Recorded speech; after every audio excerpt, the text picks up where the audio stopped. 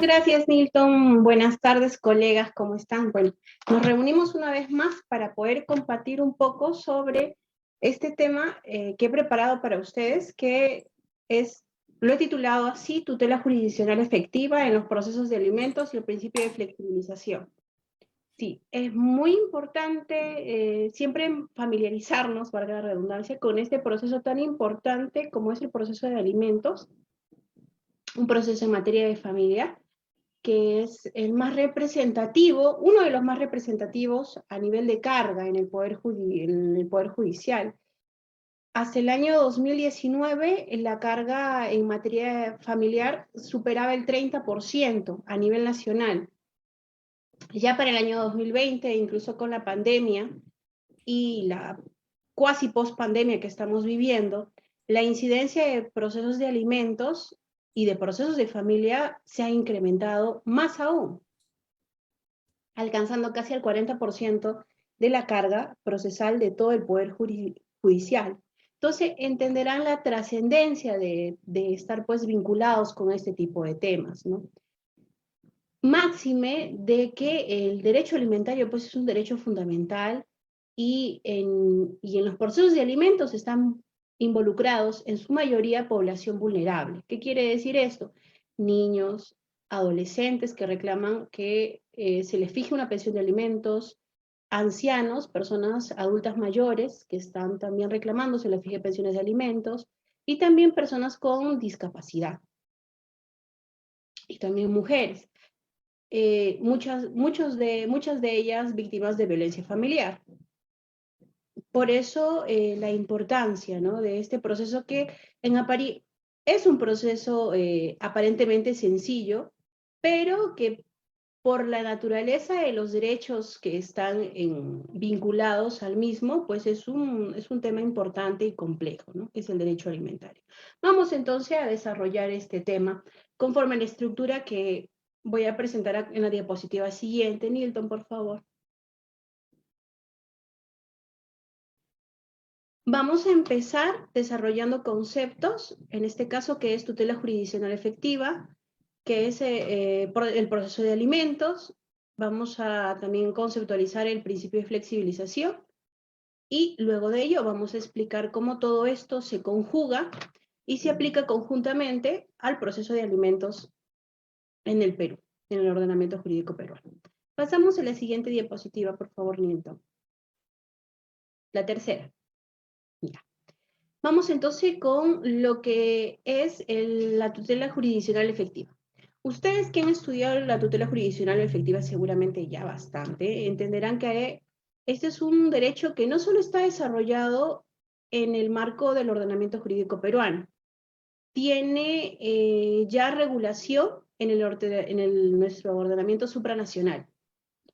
Desde la Declaración Universal de Derechos Humanos hasta la Convención Americana de Derechos Humanos. Y la Corte Interamericana de Derechos Humanos, cuyos fallos pues nos vinculan, ha desarrollado bastante este concepto, ¿no?, este derecho de la tutela jurisdiccional efectiva.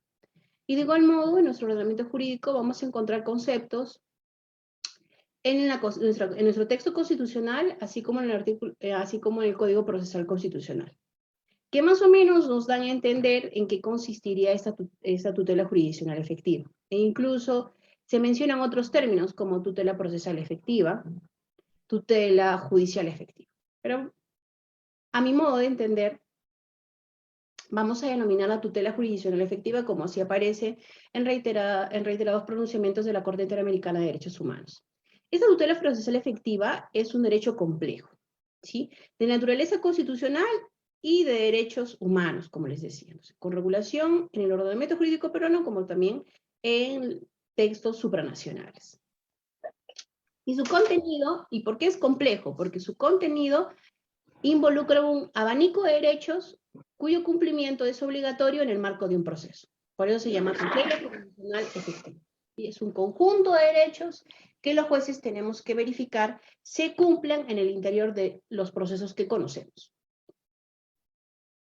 Esto en el marco de un Estado constitucional de derecho y de los tratados de derechos humanos.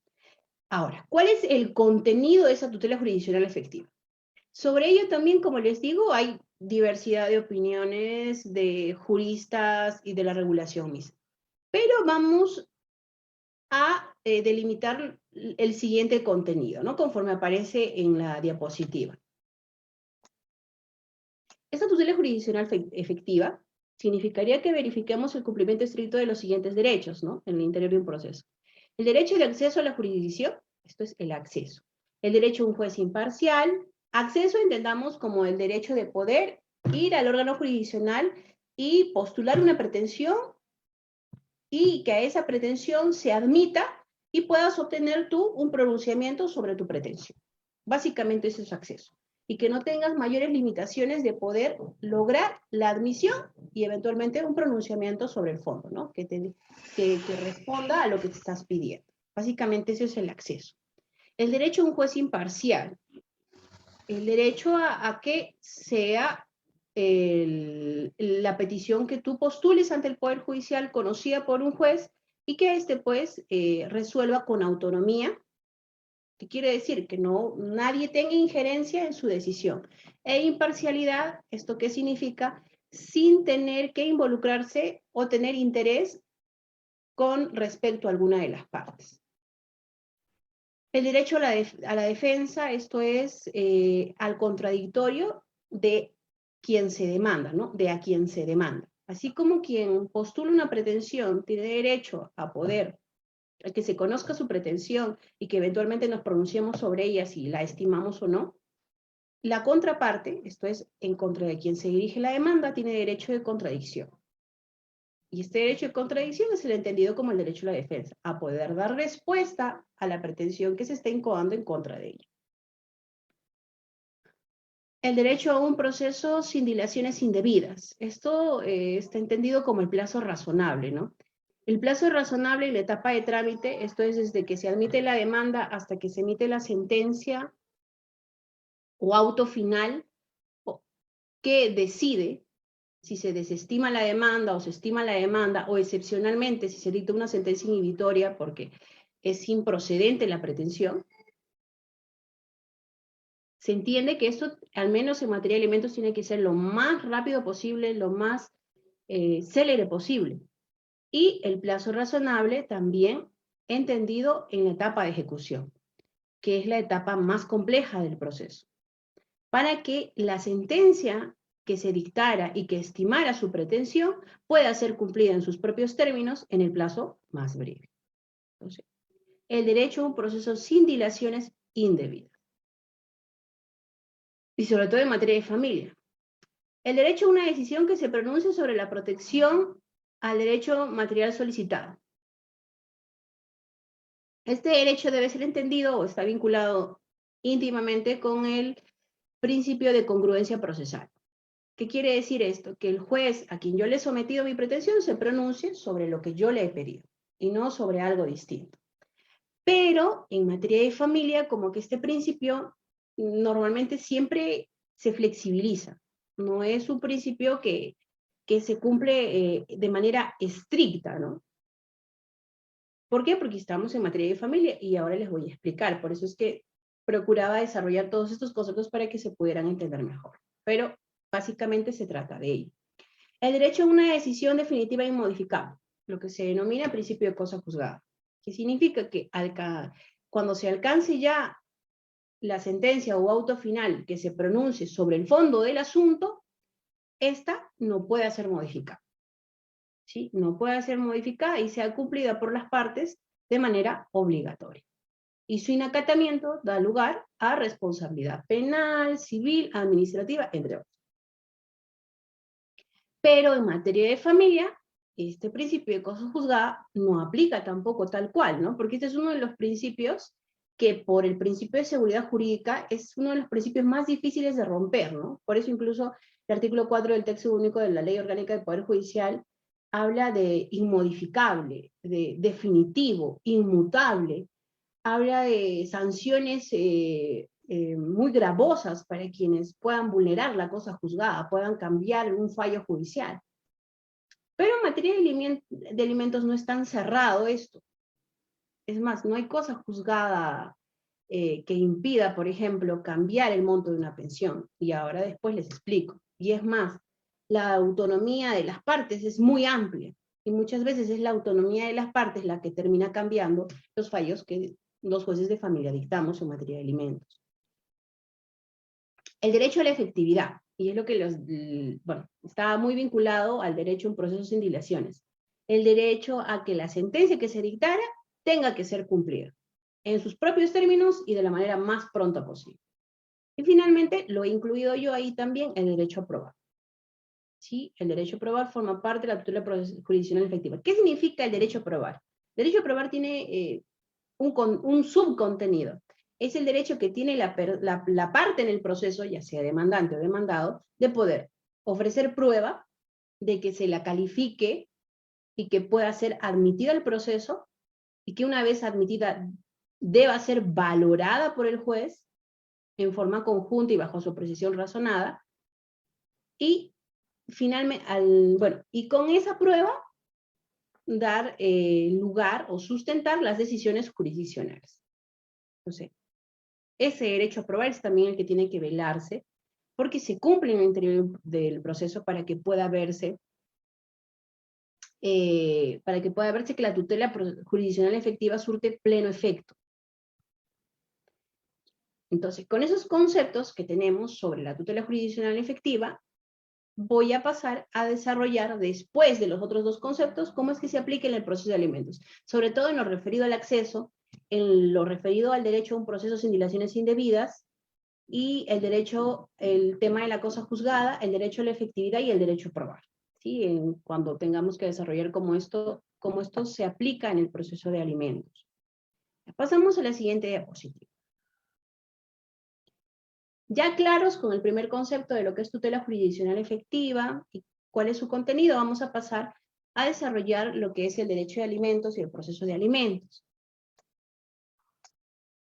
El derecho alimentario. El derecho a alimentos es un derecho humano fundamental. Siempre lo recalco cuando tengo que desarrollar el derecho alimentario. ¿Por qué? Para que podamos entender, uno, que es de atención prioritaria, porque se encuentra estrechamente ligado a la subsistencia y al desarrollo de la persona. Por ello goza de protección, no solo en la legislación nacional, sino en tratados internacionales. Y ahí menciono, ¿no?, en qué tratados internacionales está desarrollado el derecho alimentario. Entonces, derecho humano fundamental. Por ello es de trámite preferente, de atención prioritaria, y sobre todo porque reclama alimentos, obviamente, quien requiere, ¿no?, quien se encuentra en estado de necesidad, que amerite la fijación de una pensión alimenticia en su favor. Entonces, de por medio está su subsistencia. Por eso debe entenderse porque es prioritario, porque debe ser preferente y porque tiene que tramitarse de la manera más célere, expeditiva y flexible posible. Y más aún, como les dije al inicio de esta ponencia, porque involucra a personas en situación de vulnerabilidad. La mayor cantidad de demandantes de procesos de alimentos son niños, son adolescentes, son ancianos y son personas con discapacidad. Ahora, ¿qué es el proceso de alimentos? El proceso de alimentos es el mecanismo, recurso, entiéndase recurso procesal a la luz del concepto que da la Corte Interamericana de Derechos Humanos, ¿no?, como el recurso efectivo, ¿no? Es aquel recurso a través del cual se pretende la fijación de una pensión alimenticia de cargo del obligado alimentario y en favor del acreedor alimentario. Entonces, el proceso a través del cual la finalidad que va a perseguir es que se fije pensión de alimentos. ¿Sí? Que se fije pensión de alimentos en favor del acreedor alimentario que demuestre estar en estado de necesidad y de cargo de un obligado alimentario. Ahora, sobre este proceso de alimentos, al margen de que es un proceso, esto es una definición sencilla que podríamos dar del mismo, voy a hacer algunos comentarios al mismo, y me atrevo a hacerlos porque a fines del año pasado, estuvimos reunidos con todos los que formamos parte del PPR 0067 de familia. Nos invitó el doctor Álvarez Trujillo, y se desarrolló algo muy interesante, y comparto esos conceptos con ustedes, ¿no? Y que este PPR de familia ha promovido bastante regulación de carácter administrativo en el tema de los procesos de alimentos. Por eso es que hay un nuevo proceso de alimentos virtual y simplificado.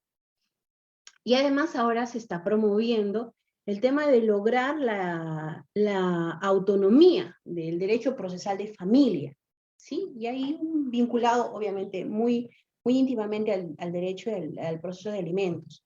Y es que en materia de familia no hay autonomía, ¿sí? Porque no hay un código procesal de familia, ¿no? Como si hay un código procesal civil. ¿Y por qué es tan necesaria, quizás, tan necesaria la autonomía del derecho procesal de familia? Es necesario, uno, porque nuestra legislación en materia de familia está pues esparcida en distintas normas. Sí, de pronto queremos saber qué es interés superior del niño y cómo se aplica, hay ley del interés superior del niño. De pronto queremos ver el tema de violencia familiar, hay ley de violencia familiar, 3364, su reglamento y las sucesivas modificaciones que ha tenido. De pronto queremos ver desprotección, hay ley de desprotección. Y así todo esta responsabilidad penal y del infractor tiene su propio código. Tenemos tan solo el código de los niños y adolescentes también por otro lado. Entonces, y en el código civil ciertos aspectos ya sustantivos, ¿no? De lo que es derecho de familia, ¿no? Tiene su propio libro. Entonces está pues la legislación dispersa, ¿no? Por aquí y por allá. Entonces, ameritaría quizás una compilación normativa el poder darle autonomía al derecho procesal de familia. Lo otro es que los que han litigado en materia de familia, los que han investigado sobre materia de familia, los que vemos materia de familia se habrán dado cuenta de algo, que nosotros aplicamos el Código Procesal Civil extensivamente, pero en un sinfín de situaciones y casos que conocemos, siempre estamos flexibilizando las normas procesales, las normas procesales civiles, y no las estamos aplicando tal cual. ¿Por qué? Porque el derecho de familia no solo es, el derecho procesal civil está regulado para ver asuntos de naturaleza estrictamente patrimonial. No sé, pienso yo, a modo de ejemplo, desalojo, interdicto de recobrar, interdicto de retener, son asuntos de naturaleza estrictamente patrimonial. ¿Sí? Los procesos de familia no son asuntos de naturaleza patrimonial, sino familiar. Y puede involucrar ambos aspectos, no patrimoniales y también patrimoniales, ¿no? Porque al final se termina fijando una pensión de alimentos sin dinero. Pero los derechos que están en litigio son no patrimoniales. Por eso el derecho alimentario es indisponible, nadie renuncia al derecho de alimentos. ¿Sí? Es irrenunciable porque es un derecho fundamental. Y lo mismo sucede con otros aspectos en derecho, otras materias en derecho de familia, ¿no? Que diga otros asuntos que se conocen en materia de familia. Entonces no se puede regular del mismo modo. No se puede resolver un proceso en materia de familia desde la óptica del derecho procesal civil, porque siempre se va a terminar flexibilizando. Y precisamente por eso es que el tercer pleno casatorio trajo consigo el principio de flexibilización en materia de familia. ¿Por qué? Porque había muchos juzgadores, como también muchos abogados, que lo que siempre han buscado es civilizar el proceso de familia. Cuando en el proceso de familia no se ve aspectos patrimoniales en estricto. ¿Sí? Pues la tenencia de un niño, el régimen de visitas, la situación de desprotección, no son asuntos de naturaleza estrictamente patrimonial. Entonces, eso también nos hace a nosotros apoyar la posición que tiene y que está impulsando el PPR de familia, ¿no? De poder buscar la autonomía del derecho procesal de familia. Ahora, lo otro que también abona esto es el tema de las dificultades de los justiciables. Nuestros usuarios en la Administración de Justicia les cuesta entender los principios civiles. ¿Sí? ¿Cómo es esto de que precluyó la etapa probatoria? No, yo no me enteré o yo no pude presentar prueba, pero ahora la tengo. ¿Por qué no me la van a aceptar si la estoy presentando en audiencia? Si sería una juez civilista por completo, diría no. Usted debió contestar, debió ofrecer su prueba, o usted, que ya hizo su demanda, debió presentar su prueba en su demanda. Se acabó la etapa postulatoria, no lo hizo ni en la demanda, usted no lo hizo en la contestación, ya no puede usted ofrecer prueba. Ahora, la única excepción sería 429, ¿no? Supuesto de prueba extemporánea. Pero esos medios probatorios que ustedes me están ofreciendo no están en los supuestos de prueba extemporánea, ni del 429, ni del 167 del Código de los Niños y Adolescentes. ¿Y qué hace la parte, no? ¿Qué hace la parte? Se queda con sus medios probatorios y imagínense que sean medios probatorios realmente relevantes. Y ustedes me dirán, pues, 194. Sí, pues 194 admite a prueba de oficio. Sí, pero cada vez la prueba de oficio es más excepcional, se exige más requisitos para poder admitir. Entonces, la pregunta es si eso debe flexibilizarse, ¿no? Hasta la misma regulación de la prueba de oficio, ¿no? Porque los plenos casatorios discuten bastante, ¿no? Cuán activo tiene que ser el rol del juez. Que el juez no puede ser tan activo que deba permitir que se admita, que supla las partes, porque ellos debieron presentar su prueba en su oportunidad, y si no lo hicieron, es de su exclusiva responsabilidad, y en consecuencia, solamente valórame lo que han presentado las partes.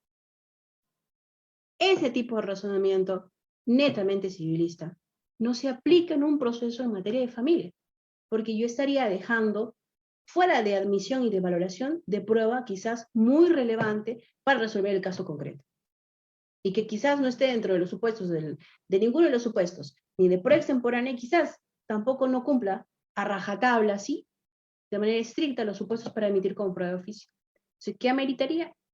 Creo yo que se flexibilice.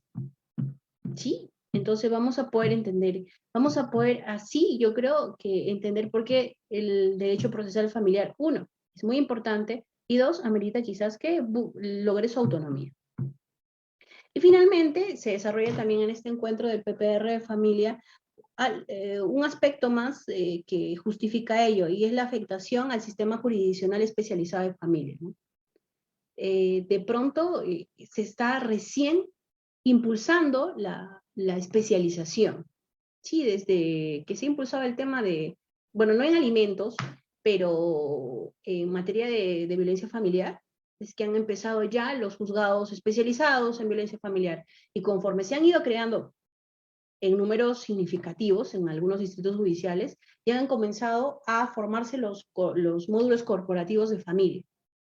Y eso ha dado lugar, por ejemplo, Moquegua es uno de los pocos distritos judiciales donde yo trabajo, por ejemplo, en Hilo, y hace poco también ya se especializó en Mariscal Nieto, en otra provincia, tenemos juzgado de paz letrado de familia. Y eso obviamente beneficia a los usuarios, a los justiciables, porque permiten tener especialidad, que solo veamos alimentos y conexos, y podamos atender de mejor manera, obviamente acorde a la carga procesal, sus procesos. Y eso, por ejemplo, permitiría tener pues estadísticas más claras, como para que se pueda dotar de la logística suficiente y del personal suficiente y de juzgados suficientes para que podamos atender de mejor modo y de la manera más pronta los procesos de familia en general, y en especial los de alimentos, que son los más representativos a nivel nacional, y que son los de trámite más urgente y prioritario, pero muchas veces no es así entendido, ¿no? Y no se cuenta con el necesario apoyo. Entonces, estos aspectos que me he permitido comentarlos son necesarios para que ustedes los puedan tener en cuenta, ¿no? Pueden tener en cuenta, y puede entenderse por qué se está propugnando una autonomía del derecho procesal familiar. Ya. Ahora sí, pasamos del proceso de alimentos, ya tenemos claro el concepto, es el proceso en el cual lo que se va a decidir es la fijación de pensión de alimentos en favor de un acreedor alimentario de cargo de un obligado alimentario. Ya en la anterior exposición mía ya desarrollamos qué es alimentos, todos los supuestos sustantivos. Ya, vamos a pasar al principio de flexibilización. Quinta diapositiva, por favor, Ninto. El principio de flexibilización. Ahí les he copiado textualmente lo que dice el tercer pleno casatorio, ¿sí? Como les decía, ¿no? Los procesos civiles, pues no son procesos, los procesos de familia no son en estricto procesos civiles. Por eso es que este tercer pleno casatorio lo deja muy en claro en esta sentencia de divorcio que conoció, y determinó que sea precedente judicial vinculante la siguiente regla: en los procesos de familia como en los de alimentos, divorcio, violencia familiar, bueno, está identificado, ¿no? Procesos de familias, y lo especifica en el caso de alimentos, los divorcio, violencia familiar y otros, los jueces tienen obligaciones y facultades tuitivas, ¿sí? Entonces ahí viene una de las grandes características del juez en materia de familia. Es un juez tuitivo, no es como el juez civil, ¿no? Que es un poquito como que menos activo, ¿no? Respeta mucho el actuar de las partes y el de no suplantarlas, no tener mayor intervención. El juez de familia, al igual que el juez de trabajo, es un juez muy tuitivo. ¿Por qué? Porque tiene que superar la falta de igualdad entre las partes que muchas veces se da. Y sobre todo, porque en materia de familia, como se ven involucradas personas en situación de vulnerabilidad, y en especial en el caso de los niños y adolescentes, tenemos que velar porque prime el interés superior del niño. Entonces nuestro rol no puede ser pues un rol pasivo, o como también en el penal, ¿no? Cuando empezó los procesos penales, ¿qué decían? No, el juez tiene que, no puede contaminarse, no puede conocer nada del proceso, es más, tiene que llegar a audiencia sin ni siquiera haber visto el expediente, cuando empezaba, ¿no? Esto del nuevo Código Procesal Penal. Después lo entendieron de modo distinto.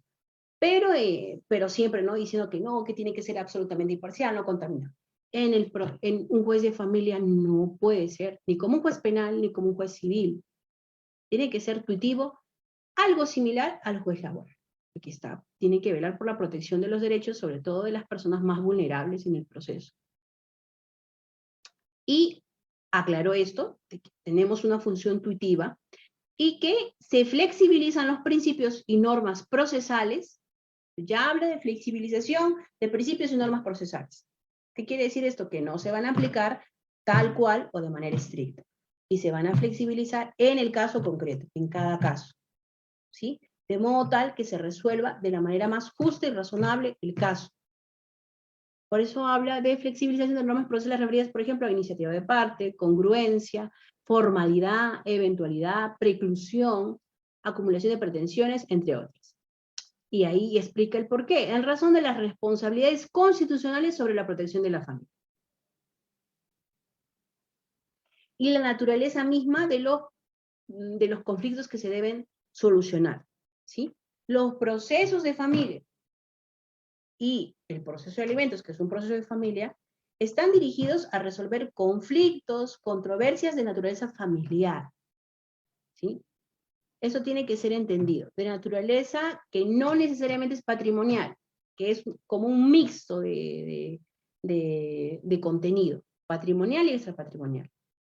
Por lo cual, no puede, pues, aplicarse toda la regulación procesal civil de manera estricta. Y así lo explica este tercer pleno casatorio, que ya tiene bastantes años, ¿no? Y en virtud del cual, ya cada vez los jueces de familia, los jueces que administramos justicia en materia de familia, pues flexibilizamos muchísimos principios a fin de lograr un pronunciamiento sobre el fondo del asunto lo más justo y lo más razonable. Y sobre todo que sea lo mejor, la mejor medida, la más idónea, proporcional, en el caso de que se vean involucrado el interés superior de niños o de adolescentes o de adultos mayores o de personas con discapacidad. Pasamos, por favor, Nilton. Entonces ya tenemos clarísimos esos tres conceptos, ¿sí? Tres conceptos clarísimos. Tutela jurisdiccional efectiva es aquel derecho cuyo contenido es complejo y que exige el cumplimiento de ciertos derechos en el interior del proceso. ¿Sí? Tutela jurisdiccional efectiva. Conjunto de derechos que tiene que verificarse sean cumplidos en el interior del proceso. Y entre estos, lista de derechos y básicamente a desarrollar ahora el derecho al acceso, el derecho a la prueba, el derecho a que se conozca o que se resuelva de manera pronta, célere, el plazo razonable, básicamente. Derecho de alimentos, el dirigido a que se resuelva, bueno, a que se fije pensión de alimentos, ¿no? Proceso de alimentos. Y flexibilización, el que se pueda no aplicar de manera estricta principios de naturaleza procesal civil a los procesos de familia, sino que incluso se pueden inaplicar por completo, dejar de aplicar o adecuar el contenido de estos principios para que resulten más idóneos al caso concreto. Principio de flexibilización. Ahora, ¿cómo estos tres conceptos se conjugan para poder aplicarse en el proceso de alimentos actual? Ahí les explico, ¿no? En lo referido al acceso, en lo referido a la flexibilización, en lo referido formatos que hay, la defensa pública gratuita.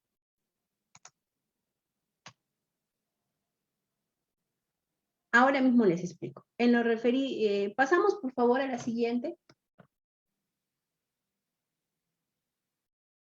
Milton, la siguiente, por favor. Ya. El proceso de alimentos. Como les decía, el proceso de alimentos es un proceso que debe caracterizarse por ser un proceso célere, muy rápido, a efectos de que cuanto antes la persona que solicita alimentos pueda tener una sentencia o auto final que le fije la pensión de alimentos. Oral, flexible y virtual. Esto en el contexto de la pandemia, ¿sí? En el contexto de la pandemia ha favorecido a que se promueva el tema de la flexibilidad, el tema de la oralidad y la virtualidad. ¿Por qué? Porque estamos realizando únicamente audiencias de forma virtual a través del aplicativo Google Meet. Eso ha favorecido además, la virtualidad ha traído consigo a que el proceso de familia, es decir, el proceso de alimentos se oralice. Si antes era netamente escritural, pero ahora se oraliza. ¿Por qué? Porque las partes están presentes, se graba en vídeo, en vídeo y en audio la audiencia, y la audiencia es muy flexible, ¿no? ¿Por qué? Y es tan flexible porque antes, al acudir a una audiencia, ustedes tenían que sí o sí asistir al despacho del juzgado. Ahora no, ustedes pueden conectarse desde cualquier punto del globo terráqueo, desde cualquier punto de la Tierra, lo único que necesitan es internet, y pueden estar participando de su audiencia. Ya no tienen que asumir costos de traslado ni demás. ¿Sí? Cada vez son más las personas, y eso ya está referido al acceso, cada vez son más las personas que participan, por ejemplo, sin asistencia de abogado. ¿Por qué? Y eso ya es un tema de acceso. Vamos viendo cómo es que está regulado el proceso de alimentos en lo que se refiere al tema de acceso a la justicia. El proceso de alimentos, el patrocinio de abogado es facultativo. ¿Qué quiere decir esto? Al igual que en el habeas data. La parte decide si, la parte demandante decide si es que va a requerir o no de patrocinio de abogado. O puede presentar su demanda sin requerir la firma del abogado. La presenta solo con su firma. O puede decidir usar los formatos. Por eso se mencionaba en la diapositiva anterior los formatos. Ya hay formatos desarrollados por el Poder Judicial en materia de alimentos y en materia de aumento de alimentos, que ustedes pueden llenar y pueden presentar al Poder Judicial. Son absolutamente válidos.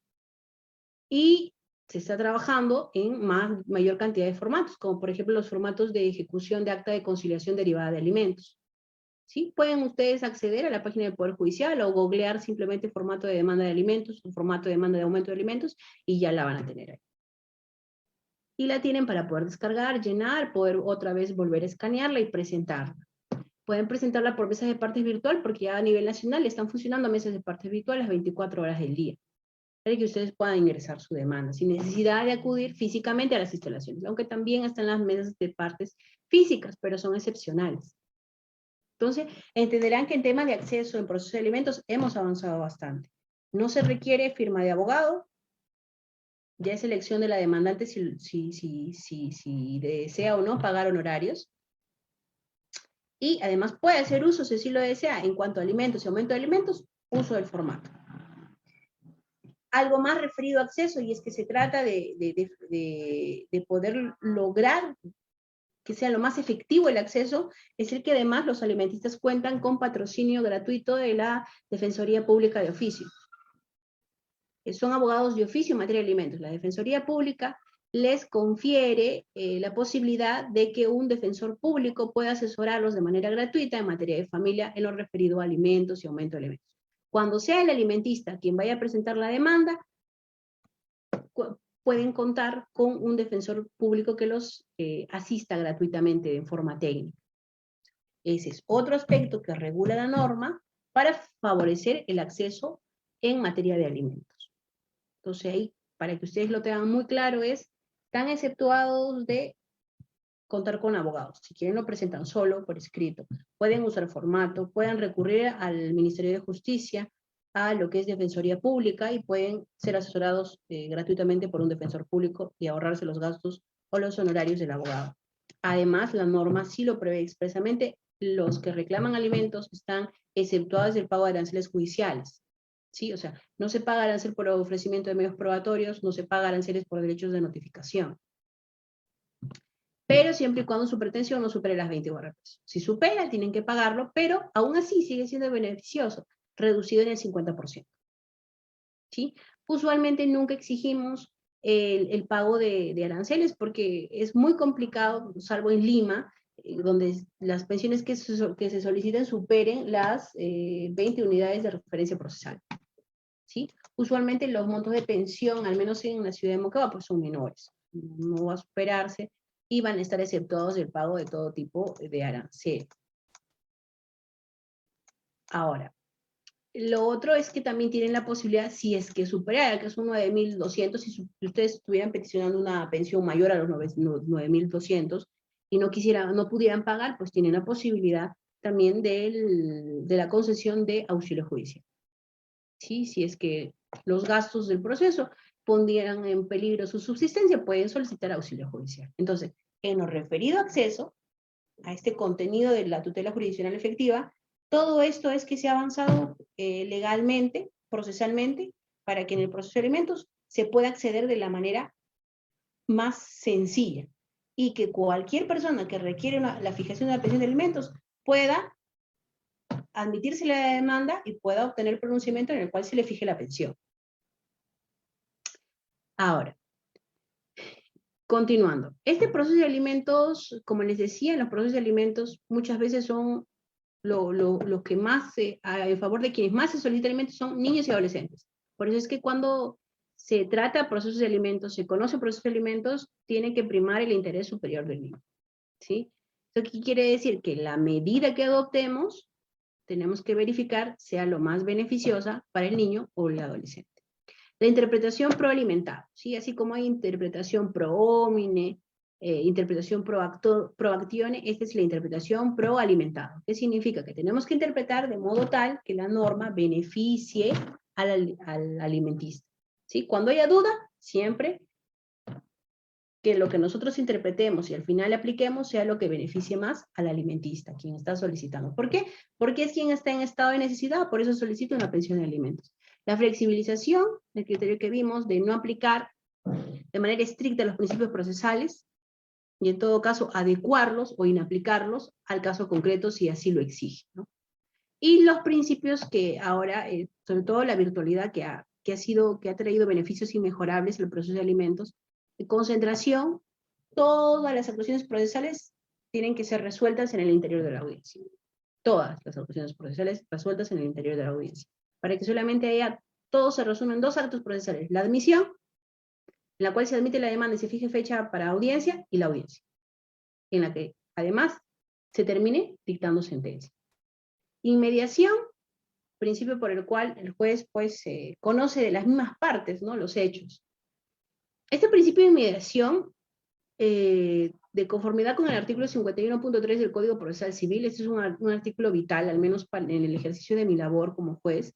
¿Por qué? Porque este 51.3, por ejemplo, a mí me ha permitido en mi juzgado convocar audiencia de vista de la causa, que no es usual, ¿no? Normalmente lo que se convoca es una vista de la causa donde pueden, porque soy segunda instancia de los juzgados de paz.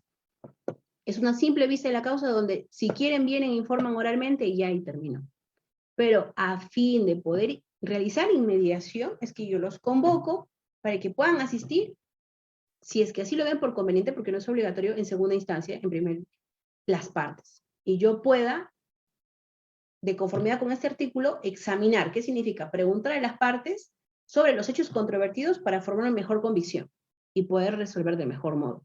E incluso hemos conciliado en segunda instancia. De pronto han llegado ahí, como la conciliación puede ser promovida en cualquier etapa,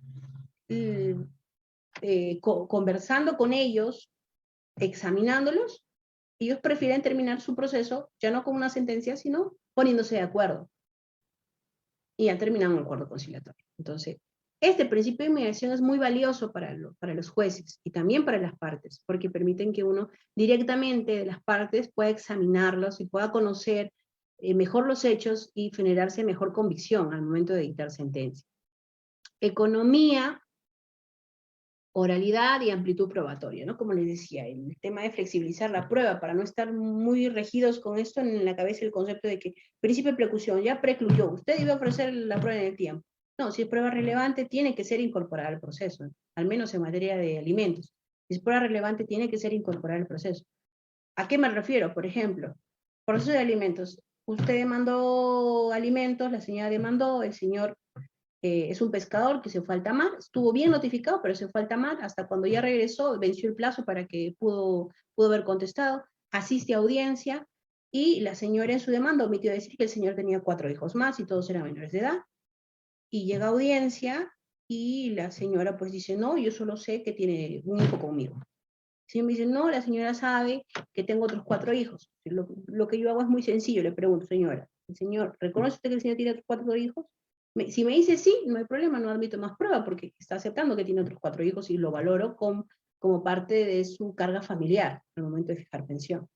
Pero hay señoras que me dicen, no, no acepto, que pruebe que tiene más hijos. Y el señor se queda ahí, ¿no? Y en muchas ocasiones me trae los DNIs o me traen copias simples de las actas de nacimiento, y la señora pues dice no, el abogado dice no, no lo ofreció, es rebelde, es más, que prime la presunción relativa de verdad sobre los hechos, que dice que si es rebelde, tengo que presumir que lo que dice la demanda, los hechos que están contenidos en la demanda son ciertos. Presunción legal relativa, por si acaso. Todavía me dice eso el abogado. No, deníeguele, ¿sí? Uno tiene que tener pues un criterio muy flexible, ¿no? Muy flexible al momento y con el tema de la amplitud probatoria. ¿Por qué? Porque esa prueba es realmente relevante. Esas actas de nacimiento y copia simple son realmente relevantes para poder determinar el monto razonable de la pensión. Porque no es lo mismo fijar pensión a una persona que tiene un solo hijo a una persona que tiene 5. ¿Sí?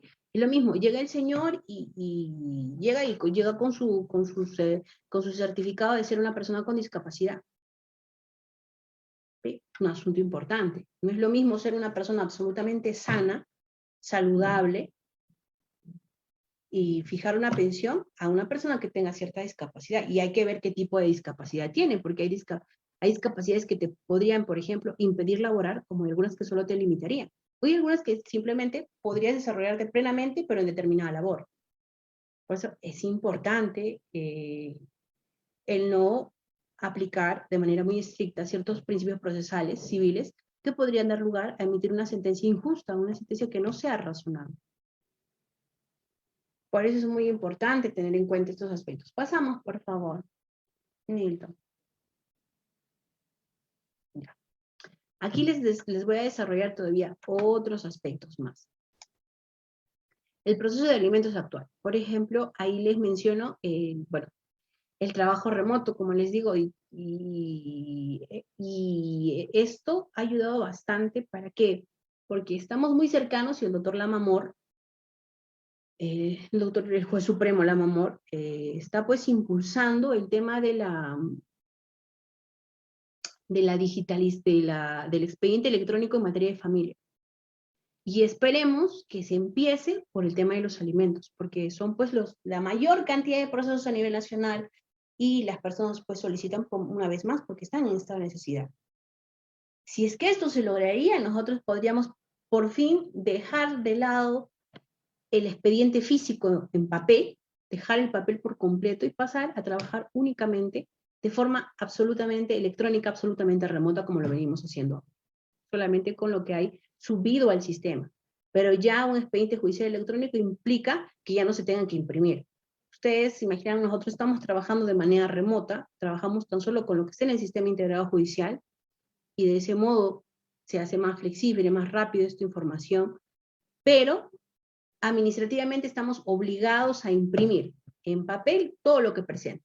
La parte presenta su demanda de manera virtual, la hace llegar a la mesa de partes electrónica, donde hay mesa de partes electrónica, o a la mesa de partes virtual, que es una dirección de correo, y nosotros tenemos que imprimir, y tenemos que formar nuestro expediente. ¿Sí? Y si aún así se tiene que imprimir, formar nuestro expediente, tenemos que requerir que presenten los originales, porque solo presentan escaneos. Entonces, todo eso, ¿qué hace? Complicar el proceso. Pero si llegamos a el expediente judicial electrónico en materia de alimentos, pues sería genial, sería formidable. Los más beneficiados serían los alimentistas. ¿Por qué? Porque ya no tendríamos que cumplir con todas estas formalidades que lo que hacen es quitar pues tiempo y dedicar a muchas personas para cumplir estas formalidades, porque de lo contrario se pueden anular nuestros pronunciamientos. Pero, por ejemplo, es algo en lo cual se distrae muchísimo tiempo, en el papel, en la impresión, en el requerir originales, en el tener que armar el expediente, y que yo tenga que tener el expediente a la vista para poder emitir sentencia, cuando podría hacerse de todo lo que está en el sistema, como ahora lo venimos haciendo, ¿no? Pero para dictar la sentencia tenemos que tener a la vista, ¿no? El expediente, ¿no? Aunque particularmente yo, básicamente lo que está en el sistema integrado judicial, pero ya para la formalidad el expediente. Pero sí se habrá dado cuenta cuánto ayudaría esto. Pero estamos en eso, en hacer que la tutela procesal efectiva, el principio de flexibilización, la importancia y trascendencia de los procesos de alimentos, hagan que pongan pues los ojos en los procesos de alimentos y podamos cuanto antes pasar al expediente judicial electrónico en esta materia, para beneficio de los justiciables. Las audiencias virtuales, como les decía, las audiencias en procesos de alimentos son virtuales. No estamos haciendo presenciales. Las únicas audiencias presenciales que se hacen, al menos en el juzgado que dirijo, perdón, son las de toma de muestras, pero son en procesos de filiación y alimentos.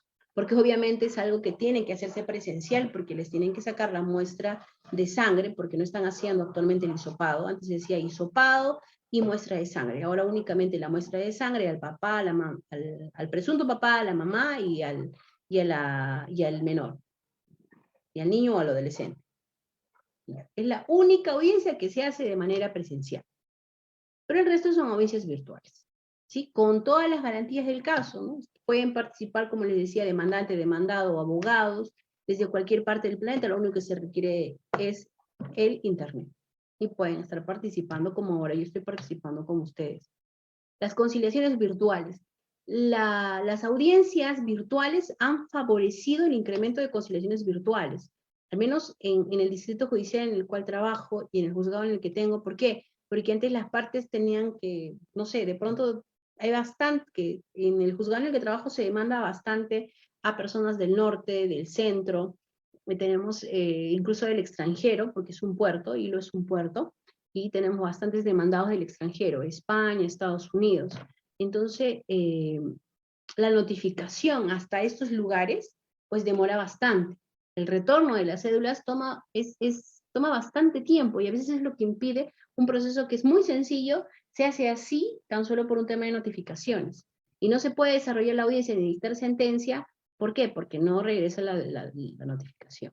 Y es también porque las partes no colaboran, porque donde las partes colaboran, proporcionan números de celular y otros mecanismos alternativos para poder notificarles, pues los procesos se han simplificado de gran manera. Hemos conciliado nosotros hasta ahora con personas que han estado en Estados Unidos, con personas que han estado en España, hemos conciliado con personas que han estado en el otro extremo nosotros estamos en el sur, en Moquegua, pues en el norte, en Piura, con piuranos, limeños, y sin necesidad de que se trasladen. Entonces, eso ha favorecido de sobremanera a que estos procesos puedan ser resueltos de la manera más rápida. Lo otro que también ha favorecido bastante son las buenas prácticas. En Moquegua se ha iniciado la buena práctica por el doctor César Augusto Salinas Linares, de termina tu proceso conciliando ya. Nosotros ya lo veníamos impulsando desde antes, pero el doctor pues inscribió esa buena práctica y la Corte, el presidente de la Corte, pues la dispuso que se aplique.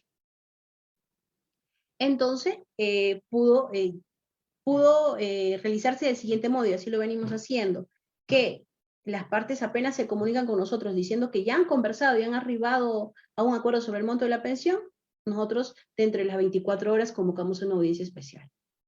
Sí, y si su audiencia estaba programada dentro de un mes, su proceso pues va a ser resuelto al día siguiente que nos comuniquen que tienen un acuerdo. Eso ha favorecido que reduzcamos más los plazos. Hay procesos que han terminado en una semana, hay procesos que han terminado en 2 semanas, a pesar de que las personas que están involucradas domicilian pues muy distantes, ¿no? Muy distantes.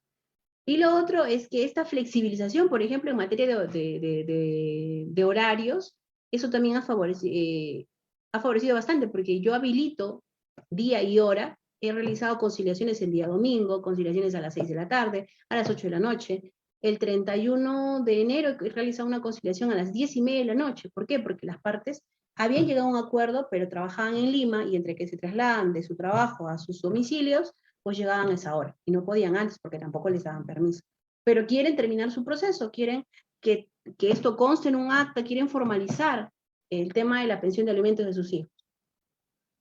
Y nosotros tenemos que, ¿qué hacer? Flexibilizar todo. ¿Para qué? Para que ellos puedan obtener la solución a su problema. Y se ha conciliado, se ha aprobado el acta de conciliación, se ha aprobado la conciliación y el proceso ha concluido. Este proceso venía ya como 8 meses porque no se podía notificar al obligado. Pero la señora muy proactiva, la demandante muy proactiva, dio números, los llamaron, los conectaron, le dijeron que podían conciliar el personal del juzgado, ellos ya conversaron internamente y se concilió. Y lo mismo así con los procesos de España y Estados Unidos. Personas muy proactivas, el personal también muy proactivo. Y ahora lo que estamos impulsando es otra nueva práctica que ya se viene aplicando en Ventanilla, que es presentada la demanda, se comunica el personal del juzgado con las partes, indicándoles que hay una demanda y que va a reunirse con el juez en determinado día y hora, de manera virtual. Y ahí, en ese proceso, admiten la demanda y también los invitan a conciliar. Y hay procesos, y eso ya ocurrió en un proceso que ya hemos tenido, justo el primer proceso del año 2022, que ha culminado de ese modo. Hemos tenido audiencia especial de conciliación en la cual se admitió la demanda que había sido presentada 5 días antes, se admitió y se concilió. Entonces, noten la forma en la que se tiene que pensar en materia de familia. Si uno es muy cuadriculado, digo yo, a veces muy cerrado en cómo se estructura un proceso y de naturaleza civil, va a querer aplicarlo al proceso de familia. Dirá, no, eso es indebido, ¿cómo va a celebrar una conciliación a las 10:30 de la noche? La norma prevé que se puede habilitar día y hora. Y es lo que he hecho, y nos hemos adecuado para que esa señora y ese señor puedan ya fijar la pensión de alimentos en favor de sus 2 menores hijos, que puedan resolver su proceso de la manera más pronta. Entonces, vamos pensando, ¿no? Y tampoco, no está regulado en la norma que se convoque una audiencia para poder admitir y conciliar, pero tampoco está prohibido. Y en materia de familia puede flexibilizarse principios. Y eso además permite cumplir el derecho a la tutela jurisdiccional efectiva. Y está resuelto ese asunto. Que vamos pensando siempre, cuando se tiene esa mentalidad, vamos a poder entender que tenemos que alcanzar la finalidad y propugnar porque se alcance, y no ponerle obstáculos. No podemos poner obstáculos para que un proceso como este, tan importante, en lugar de que se resuelva rápido, se demore en hacerse. No poner obstáculos. Pero muchas veces los abogados no ayudan en eso, porque como los abogados a veces litigan en todas las materias, tienen el chip penal, el chip laboral, el chip civil, y de pronto vienen a un proceso de familia y quizás no colaboran. En la comunidad jurídica hilo, gracias a la colaboración de muchísimos abogados, la conciliación se ha difundido bastante, y es lo que cada vez es más representativo. ¿Sí? Cada vez más representativa la conciliación, cada vez más personas prefieren terminar sus procesos por conciliación, lo cual se valora muchísimo. Ya. El proceso de alimentos simplificado y virtual, fiscalización de alimentos, ejecución de conciliación. Ejecución de acta de conciliación. Vámonos a irnos a proceso de alimentos simplificado y virtual. Diapositiva 8, por favor, perdón. Diapositiva 9. Ya estamos cortitos porque creo que me estoy pasando en el tiempo. La diapositiva 9, ya para ver el tema del proceso virtual y simplificado. Como les decía, el PPR Familia del Poder Judicial, el 0067, está muy preocupado por el tema de lograr que la tutela jurisdiccional efectiva pues surta pleno efecto en el proceso de alimentos, y ha desarrollado esta directiva, ¿no? Que es de carácter administrativo. No nos vincula, como lo hace, por ejemplo, el Código Procesal Civil, que es una norma de rango legal, porque esa es una disposición administrativa. Pudiera ser que algún juez se motive para no aplicar esta norma, motive y pueda alejarse, como algunos lo han hecho, pero en ciertos aspectos de esta norma administrativa, pero o de esta directriz administrativa, pero considero yo que muchos de los aspectos desarrollados en la misma lo que hacen es favorecer la flexibilización, favorecer el tema de la tutela jurisdiccional efectiva y logran resolver, está bueno, dirigida a resolver de la manera más pronta y más rápida los asuntos de familia, bueno, los asuntos de alimentos. Esta directriz está referida a procesos de alimentos y aumento de alimentos en los que están involucrados niños y adolescentes, ¿sí? Pero muchos de estos aspectos, por ejemplo, en el juzgado que dijo, ya los vengo yo utilizando para, incluso si es mayor de edad, ¿no? Porque permiten ser más expeditivos, permite ser mucho más rápido. Y les explico por qué. Este proceso de alimentos simplificado y virtual ya tiene bueno, se dio con con esto de la pandemia, gracias a Dios, y ya tiene pues ya 2 años que se viene, ya casi 2 años ya para venirse aplicando. ¿Y en qué consiste? Por ejemplo, que las demandas de alimentos y aumento de alimentos no puedan ser declaradas inadmisibles. Tienen que ser admitidas. Si tienen algún defecto, tienen que ser sí o sí admitidas y requerírsele en el admisorio a la parte demandante que subsane en el transcurso del proceso y hasta en la audiencia este defecto que pudiera tener. Pero no puede ser declarado inadmisible. ¿Por qué? Porque eso genera mayor dilación al proceso. Sí, eso impide que pueda resolverse de la manera más pronta. Entonces, no puede declararse inadmisible, simplemente tiene que ser admitida, y si hay un defecto, le requieres en el admisorio que lo subsane. Ahora, lo que sí puede ser es improcedente, ¿no? Porque si una demanda es improcedente de plano, pues hay que declararla improcedente de plano. Eso es algo muy distinto. Ahora tenemos el procedimiento simplificado y virtual, el emplazamiento del demandado. En esta directiva lo que se prevé es que no se, bueno, indica de que al demandado puede notificársele no solamente en domicilio real, sino también a través de otros mecanismos alternativos, pero que permitan verificar que el demandado recibe la demanda. Por ejemplo, estamos notificando por WhatsApp, estamos notificando por chat de Messenger, estamos notificando por Telegram, estamos notificando también por correo electrónico, entonces, siempre y cuando la parte demandante colabore, ¿no? Proporcionando todo esto. Y incluso hay veces que piden en todos, ¿no? Entonces estamos nosotros notificando efectos de poder evitar demorar mucho con la notificación en domicilio real, sobre todo cuando es fuera del distrito judicial. Cuando es en el mismo hilo, como que no hay inconveniente, la notificación va a durar entre 1 semana y máximo 7 días. Pero si es fuera de hilo, pues va a demorar entre 1 mes y medio, 2 meses, 3 meses, 4 meses, puno demora a veces hasta 4 meses. Y si son lugares alejados, muchísimo más. El extranjero, lo mínimo que han devuelto Chile son 6 meses, y ahora peor con el tema de la pandemia, Australia y demás están devolviendo más allá del año las cédulas de notificación. Entonces ayuda muchísimo esta directiva que ya prevé ello. El emplazamiento al demandado, la notificación. Así, la oficiosidad. ¿Qué significa la oficiosidad? Que podemos, los jueces, ya lo hemos venido haciendo, ya en el mismo admisorio cuando admitimos, lo que nosotros disponemos es que el personal extracte, por ejemplo, extracte de salud, de la información de asegurada de salud, para ver si es que trabaja de manera dependiente y tiene seguro. Si tiene seguro vigente es porque está trabajando de manera dependiente, ¿no? Para que extracte, por ejemplo, información, porque ya hay bastantes portales de público acceso. Por ejemplo, la SUNEDU, ¿no? Si tiene título profesional, técnico o universitario, o grados. Por ejemplo, también se puede extractar en lo que es del sistema de licencia por puntos del Ministerio de Trabajo de Transportes y Comunicaciones, para verificar si tiene licencia y qué tipo de licencia tiene. Se puede extractar además de la SUNAR, para ver lo que es registro de propiedad vehicular, registro de propiedad inmueble. Y así un sinfín de registros que hay, ¿no? Que nos permite acceder a información del demandado para poder fijar de mejor modo y de la manera más razonable la pensión de alimentos.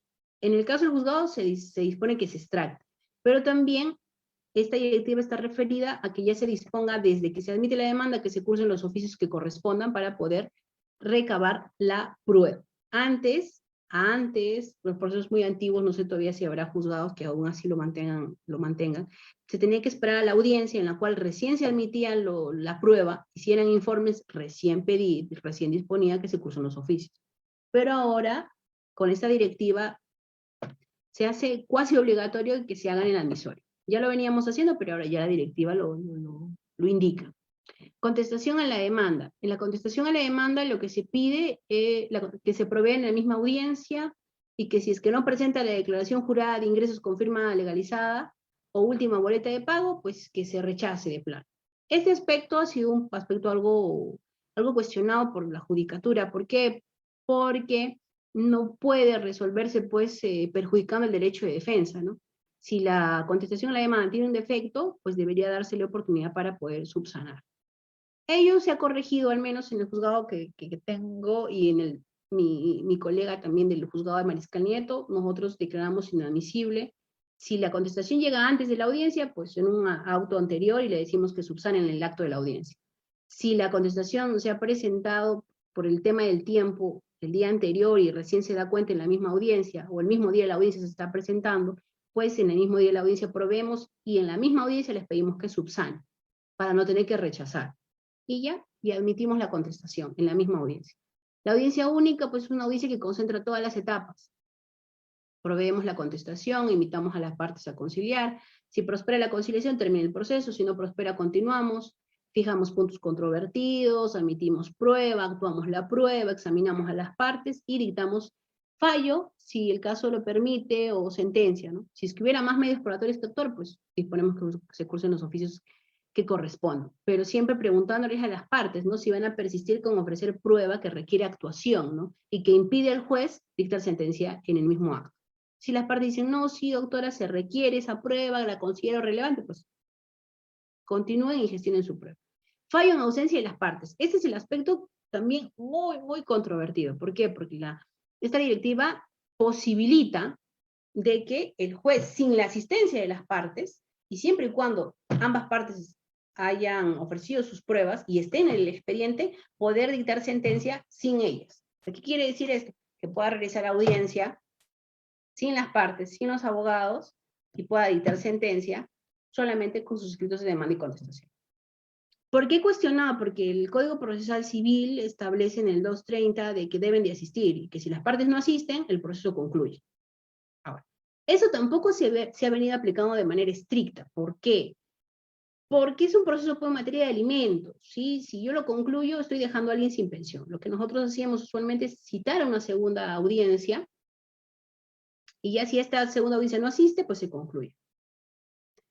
Pero ahora nosotros hemos promovido algo distinto, a efectos de no perjudicar a las partes, porque si no asisten a la audiencia, ni la demandante ni el demandado, es porque no hay interés.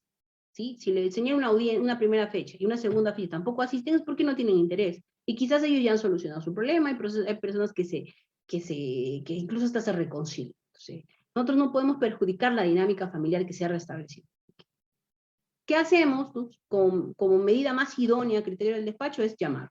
Como ya nos proporcionan su número de celular, le llamamos. Entonces, no, señorita, ya sí, ya hemos solucionado ya internamente. En todo caso, señora, confirmamos que ya no quiere proseguir y le indicamos pues que va a tener que desistirse el proceso y le explicamos los alcances o incluso que puede conciliar.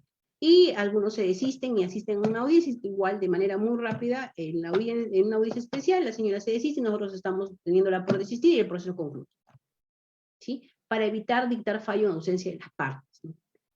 Sí, y también para evitar concluir un proceso cuando quizás las partes tengan un problema excepcional que les impida pues acudir, ¿no? He tenido personas con COVID que no han podido asistir ni a la primera ni a la segunda audiencia. ¿Por qué? Y tampoco porque estaban con COVID, estaban en UCI y gracias a Dios han salido de UCI y después estaban preocupados por su proceso. Entonces, hay caso de caso, ¿no? Entonces, hay que ver las medidas siempre, pensar en las medidas más idóneas para resolver los casos concretos. Bueno, señores, gracias. Creo que la hora ya no me ayuda mucho, son 5:10, los dejo. Si es que hubiera alguna interrogante, por favor me la hacen llegar. Muchas gracias, espero Sí, tener doctora. espacio para compartir más con ustedes. Sí, Dime, doctora, Nico. solamente hay una pregunta de un compañero nada más en el chat. Rápidamente, doctora, mire, dice, buenas tardes, doctora, para los trabajadores del sector público se les hace descuento judicial sin incluir los descuentos de ley como de salud y de la propia entidad que se podría hacer para hacer valer ese descuento que en sí afecta al obligado.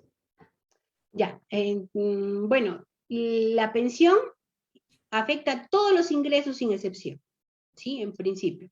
Hay una sentencia del Tribunal Constitucional que indica que la pensión afecta a todos los ingresos que percibe el obligado, con la única excepción de las condiciones de trabajo, ¿sí? Pero condiciones de trabajo, por ejemplo, un cartero, ¿no? La movilidad para un cartero. Le dan 5 soles para que vaya a dejar, bueno, un personal, digamos, de Serpos.